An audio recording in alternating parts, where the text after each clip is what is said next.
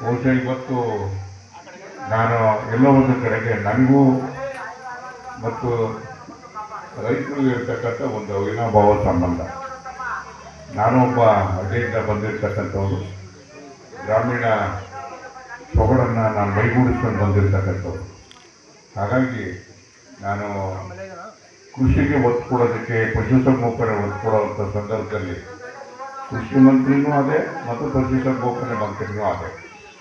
ಬಹುಶಃ ನಾವು ಈ ಎರಡು ಇಲಾಖೆಗಳ ಮಂತ್ರಿಗಳಾದಂಥ ಸಂದರ್ಭದಲ್ಲಿ ನಾನು ಕೊಟ್ಟಂಥ ಕಾರ್ಯಕ್ರಮಗಳು ಇವತ್ತೂ ಕೂಡ ಜೀವಂತವಾಗಿದೆ, ಅವು ಆಧಾರ ಆಗಿದೆ. ಇವರು ಇನ್ಶೂರೆನ್ಸ್ ಮಾಡ್ತಕ್ಕಂಥದ್ದು, ಕ್ರಾಪ್ ಇನ್ಶೂರೆನ್ಸ್, ಬೆಳೆಗಳಿಗೂ ಕೂಡ ಇನ್ಶೂರೆನ್ಸ್ ಮಾಡ್ತಕ್ಕಂಥದ್ದನ್ನು ನಾನೇ ತಂದಿದ್ದು, ಈ ಪ್ರಾಣಿಗಳಿಗೂ ಕೂಡ ಇನ್ಶೂರೆನ್ಸ್ ಮಾಡ್ತಕ್ಕಂಥದ್ದನ್ನು ಕೂಡ ನಾನೇ ತಂದಿದ್ದು. ಈ ರೀತಿಯಾಗಿರ್ತಕ್ಕಂಥ ಉಪಯುಕ್ತವಾದಂಥ ಕೆಲಸಗಳನ್ನ ಮಾಡಿದ್ವಿ. ಅದರ ಜೊತೆಗೆ ಇನ್ನೊಂದು, ಪಶುಸಂಗೋಪನೆ ಮಂತ್ರಿ ಆದಂಥ ಸಂದರ್ಭದಲ್ಲಿ ಅನೇಕ ಸವಾಲುಗಳು ಬಂದವು.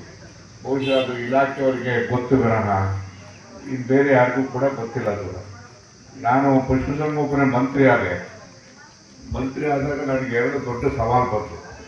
ಏನಪ್ಪ ಅಂದರೆ, ನಾನು ಮಂತ್ರಿಯಾಗಿ ಒಂದೇ ತಿಂಗಳಿಗೆ ಹಸುಗಳು ಸಾಯಕ್ಕೆ ಶುರು ಮಾಡಿದ್ರು. ಎಷ್ಟು ಹಸುಗಳು ಸತ್ತಿದ್ದಾವೆ ಅಂತೇಳಿ ವಿಧಾನಸಭೆಯಲ್ಲಿ ತುಂಬ ಚರ್ಚೆ ಆಯಿತು. ನಾನು ಇಡೀ ರಾಜ್ಯದ ಅಂಕಿಅಂಶಗಳನ್ನ ತಗೊಂಡು ಅನೇಕ ಜಿಲ್ಲೆಗಳಿಗೆ ಹೋಗಿ ನೋಡಿದಾಗ ಸುಮಾರು 46,000 ರಾಸುಗಳು ಸತ್ತೋಗಿತ್ತು.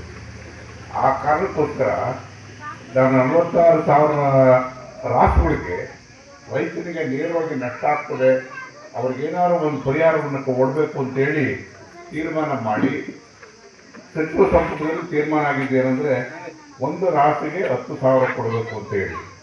10,000 ಅಂತ ಹೇಳಿದ್ರೆ, ನಾನೆಲ್ಲೋ ಒಂದು ಕಡೆ ರೈತರ ಮುಖ ನೋಡಿದಾಗ ಅವರ ಕಷ್ಟ ಅಂತಕ್ಕಂಥದ್ದು ಏನು ಗೊತ್ತಿದೆ ಅಂತ ಹೇಳಿ ನಾನು ಘೋಷಣೆ ಮಾಡಿದೆ, 25,000 ರೂಪಾಯಿ ಕೊಡ್ತೀನಿ ಅಂತೇಳಿ.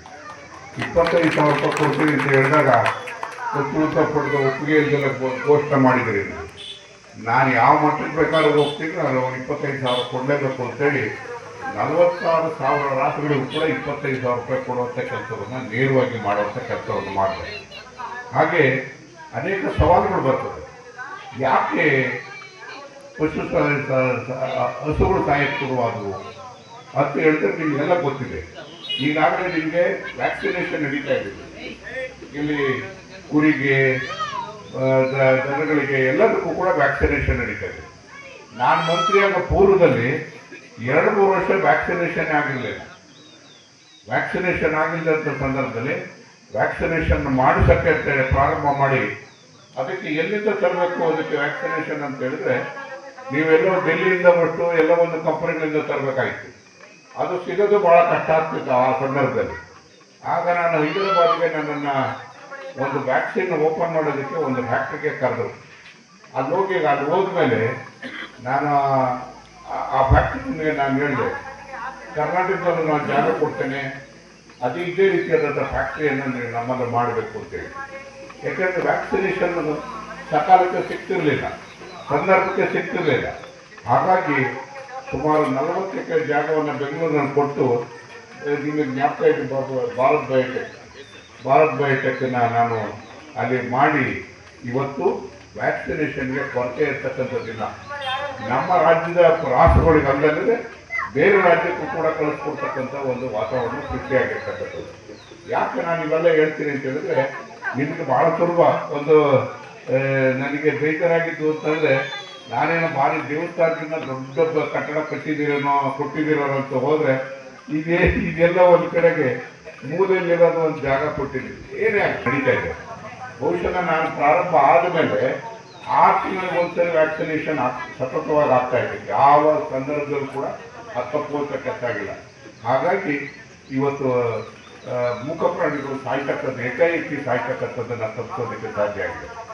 ಈಗ ಎಲ್ಲರೂ ಮಾತಾಡಿದಂಗೆ ಅವ್ರು ಮಾತಾಡಕ್ಕೆ, ಮನುಷ್ಯ ಮಾತಾಡ್ತಾನೆ, ಅವ್ರು ಮಾತಾಡಲ್ಲ. ಅವರ ಕಷ್ಟ ಏನು ಅಂತಕ್ಕಂಥದ್ದು ಅರ್ಥ ಮಾಡ್ಕೊಂಡ್ತಕ್ಕಂಥದ್ದು ಅದರ ಮುಖ್ಯವಾದ ಜವಾಬ್ದಾರಿ ಅಂದರೆ ಸರ್ಕಾರದ ಮತ್ತು ಜನರ ಜವಾಬ್ದಾರಿ ಆಗ್ತದೆ. ನಾನು ಈ ಸಂದರ್ಭದಲ್ಲಿ ಹೆಚ್ಚು ಹೇಳಕ್ಕೆ ಹೋಗಲ್ಲ. ಒಳ್ಳೆ ಜಾಗ ಕೊಡಿ, ಯಾವ ಸ್ಕೂಲ್ ಬಿಲ್ಡಿಂಗೋ ಇನ್ನೊಂದು ಯಾವ್ದು ಬೇಕಾದ್ರೂ ಕೊಡಿಸ್ಕೊಡೋಣ.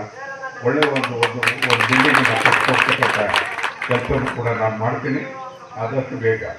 ಅದ್ರ ಜೊತೆಯಲ್ಲಿ ನಮಗೆ ಇನ್ನೊಂದು ಆಸ್ಪತ್ರೆಯನ್ನು ಕೊಡೋದಕ್ಕೆ ನಾನು ಮಾತಾಡಿದ್ದೀನಿ.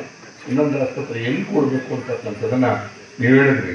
ಈಗ 20 ಆಸ್ಪತ್ರೆಯಲ್ಲಿ ತುಮಕೂರು ಜಿಲ್ಲೆ ಒಂದು ಬಂದಿರೋದು, ಅದು ದೊಡ್ಡ ಬಾಡಿಗೆರೆಗೆ ಅಂತೇಳಿ. ಅದು ಒಂದಕ್ಕೆ ಇರಲಿಲ್ಲಲ್ಲ, ಅದು 2ಕ್ಕೆ ನಿಲ್ಲುತ್ತೆ. ಅದು ಇನ್ನೊಂದು ಆಸ್ಪತ್ರೆಯನ್ನು ಕೂಡ ಕೊಡೋಣ ಅಂತ ಮಾತು ಹೇಳಿ ನಾನು ಈಗ ಬಾಬು ಹೇಳಿದ್ರು. ಈಗ ಚೀಲನಳ್ಳಿನಲ್ಲಿ ಆಗ್ತಾ ಇರ್ತಕ್ಕಂಥದ್ದು ಸುಮಾರು 50 ಕೋಟಿಗೂ ಹೆಚ್ಚು ಖರ್ಚಾಗಿರ್ತಕ್ಕಂಥದ್ದು ಈ ಕುರಿ ಒದಗಾರ. ಒಂದು ದಿನಕ್ಕೆ ಕುರಿಗಳು ಬೇಕಾಗಿರ್ತಕ್ಕಂಥದ್ದು 1,500 ಕುರಿ ಬೇಕು. 1,500 ಕುರಿಯನ್ನು ಮನುಷ್ಯ ಮುಟ್ಟದಲ್ಲೇ ಮೆಷಿನ್ನಲ್ಲೇ ಕಟ್ ಮಾಡಿ, ಯಾವಾಗ ಬೇಕಾ ನಿಮಗೆ, ಬೋಟಿ ಬೇಕಾ, ಲಿವರ್ ಬೇಕಾ, ಯಾವ ಬೇಕಾದ್ರೂ ಅದೇ ಮಿಷನ್ ಮಾಡಿಕೊಡ್ತಕ್ಕಂಥ ರೀತಿಯಲ್ಲಿ ಅದು ವಿದೇಶದಿಂದ ತಂದಿರ್ತಕ್ಕಂಥ ಯಂತ್ರಗಳನ್ನ ಹಾಕಿ ಇವತ್ತು ತಯಾರು ಮಾಡಿದೆ. ಬಹುಶಃ ನಾನು ಇನ್ನೊಂದು 10-15 ದಿವಸದೊಳಗೆ, ಅಂದರೆ 20ನೇ ತಾರೀಕು ಒಳಗಾಗಿ ನಾನು ಉದ್ಘಾಟನೆ ಮಾಡಬೇಕು ಅಂತ ಹೇಳಿ, ಅದಕ್ಕೆ ಮುಖ್ಯಮಂತ್ರಿಗಳು, ನಾನು ಎಲ್ಲೂ ಮಾಡಿಲ್ಲ ಇದನ್ನು, ಇಡೀ ಕರ್ನಾಟಕದಲ್ಲಿ ಒಂದೇ ಅಲ್ಲ, ಇಡೀ ದೇಶದಲ್ಲಿ ಯಾರು ಕೂಡ ಮಾಡೋಕ್ಕೆ ಹೋಗಿರಲಿಲ್ಲ. ಇಂಥದ್ದು ಮಾಡಿದ್ದೇನೆ, ನಾನೇ ಬರ್ತೀನಿ ಅದಕ್ಕೆ ಅಂತೇಳಿ 2 ಸರಿ ಹೇಳಿದ್ರು. ಹಾಗಾಗಿ ಅವ್ರು ಬರ್ಬೇಕು ಅಂತ ಕಾಯ್ತಾ ಇದ್ದೀನಿ. ಏನೇ ಆಗಲಿ ನಾನು ಹೇಳಿದ್ದೀನಿ, ನೆನ್ನೆ ದಿವಸ ಹೇಳಿದ್ದೀನಿ, 20ನೇ ತಾರೀಕುವರೆಗೂ ಕೂಡ ಕಾಯ್ತೀನಿ, ಅದನ್ನು ಕಾಯೋಕ್ಕಾಗೋದಿಲ್ಲ, ನಾವು ಅದನ್ನು ಪ್ರಾರಂಭ ಮಾಡಲೇಬೇಕು ಅಂತ ಹೇಳಿದ್ದೀನಿ. ಅದು ಪ್ರಾರಂಭ ಆದರೆ ನಿಮಗೆ ಒಂದು ಸಹಾಯ ಆಗ್ತದೆ ಅಂತ ಹೇಳಿದ್ರೆ, ನೀವು ಸಾಕಷ್ಟು ನೀವು ಅವಲಂಬಿಸ್ಬೋದು. ಆ ಕುರಿಗಳನ್ನು ಸಾಕೋದ್ರಿಂದ ನಿಮಗೆ ವರಮಾನ ಬರೋದಕ್ಕೆ ಸಾಧ್ಯ ಆಗ್ತದೆ. ಎಲ್ಲ ಒಂದು ಕಡೆಗೆ ರೈತರಿಗೆ ಸಹಾಯ ಆಗಬೇಕು, ಆರ್ಥಿಕವಾಗಿ ಮುಂದೆ ಬರಬೇಕು, ನಮ್ಮ ಕ್ಷೇತ್ರದ ಜನರಿಗೆ ಸಹಾಯ ಆಗಬೇಕು ಅಂತಕ್ಕಂಥ ದೃಷ್ಟಿಯಿಂದ ಇದೆಲ್ಲ ದೂರದೃಷ್ಟಿ ನಾನು ಕೆಲಸವನ್ನು ಕೂಡ ಮಾಡಿದ್ದೇನೆ ಅಂತಕ್ಕಂಥ ಮಾತನ್ನು ಹೇಳಿ, ನನಗೆ ಇವತ್ತು ಉದ್ಘಾಟನೆ ಮಾಡೋದಕ್ಕೆ ಭಾಳ ಸಂತೋಷ ಆಗಿದೆ. ಆದಷ್ಟು ಬೇಗ ಕಟ್ಟಡವನ್ನು ಕೂಡ ಶಂಕುಸ್ಥಾಪನೆ ಮಾಡಿ ಪ್ರಾರಂಭ ಮಾಡ್ತಕ್ಕಂಥ ಕೆಲಸವನ್ನು ಕೂಡ ಮಾಡೋಣ ಅಂತಕ್ಕಂಥ ಮಾತನ್ನು ಕೂಡ ಹೇಳಿ, ಈಗ ನಿಮಗೆಲ್ಲ ಏನಂದರೆ